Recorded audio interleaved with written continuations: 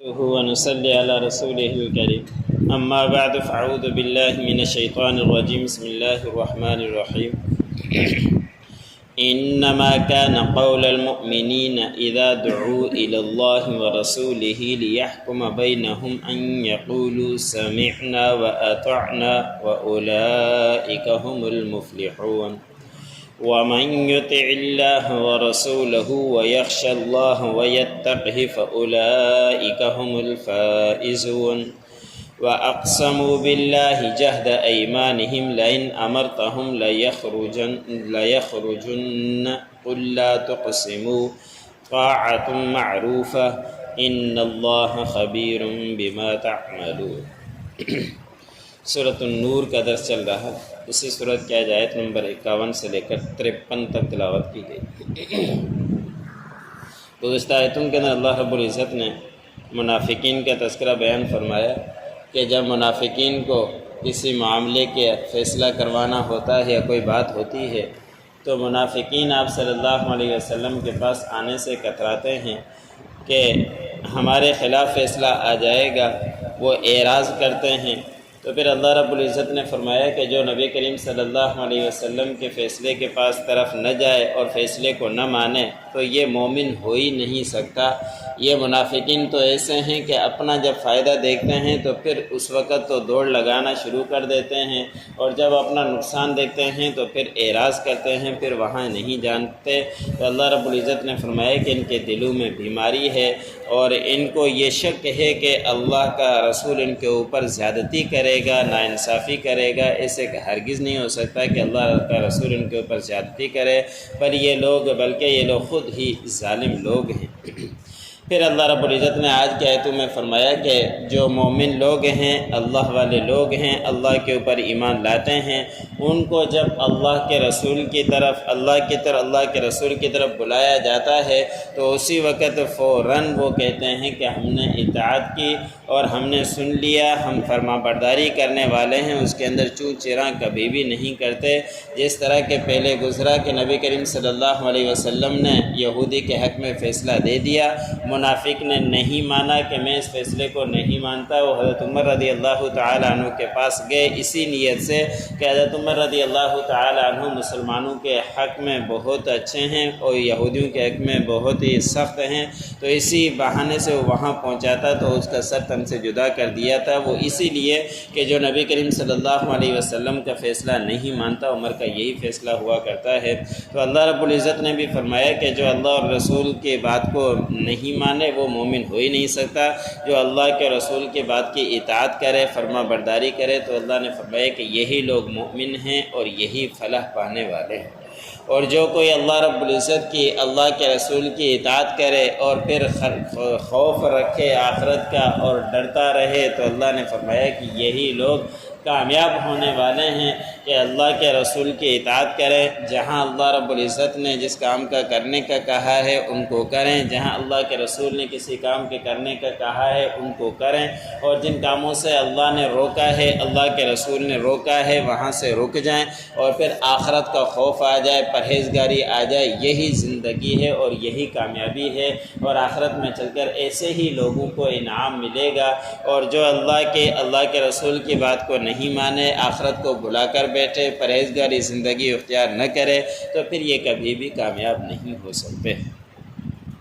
آگے پھر اللہ رب العزت نے مومنین کے تذکرے کے بعد منافقین کا تذکرہ بیان فرمایا کہ یہ لوگ اللہ کی قسمیں کھاتے ہیں اور بڑی ہی مضبوط قسمیں کھاتے ہیں کہ جب کوئی جنگ کا میدان ہو یا کوئی اور معاملہ ہو تو یہ منافقین قسم کھا کر کہتے ہیں کہ ہم ضرور اس کے اندر شریک ہوں گے، جیسے آپ کا حکم ہوگا ہم ایسے ہی کریں گے۔ تو اللہ رب العزت نے فرمایا کہ اطاعت تو اچھے طریقے سے دستور کے مطابق ہونی چاہیے، اس میں قسمیں کھانے کی ضرورت نہیں ہوا کرتی۔ تم دستور کے مطابق چلتے رہو، فرما برداری کرتے رہو، یہی اچھی بات ہوا کرتی ہے، ورنہ صرف قسمیں جو کھاتا ہے وہ صرف باتیں ہی ہوا کرتی ہے، اس کے اندر اچھائی نہیں ہوتی۔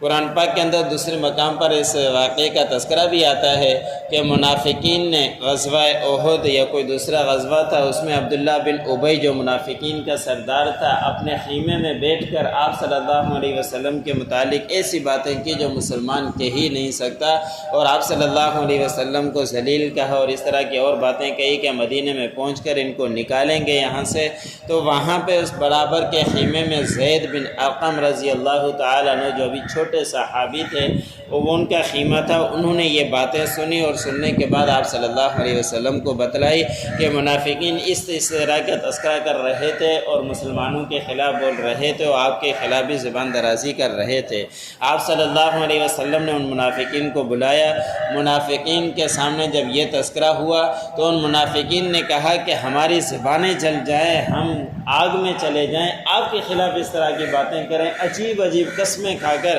اور آپ صلی اللہ علیہ وسلم کو ایسا مطمئن کیا کہ آپ صلی اللہ علیہ وسلم قریب تھا کہ زید بن ارقم کو جھوٹا کہہ دیتے کہ آپ جھوٹے ہو، یہ سچے ہیں۔ منافقین اس طرح کے ہوا کرتے ہیں، یعنی ان کا پتہ ہی نہیں چلتا، اتنی قسمیں کھا کر وہ اپنی بات کو سچا ثابت کر دیتے ہیں کہ بیچارہ صحابی سچا ہوا کہ سچی بات بتلائی اس نے اور وہ بیچارہ جھوٹا ہو گیا، بڑا پریشان ہوا اور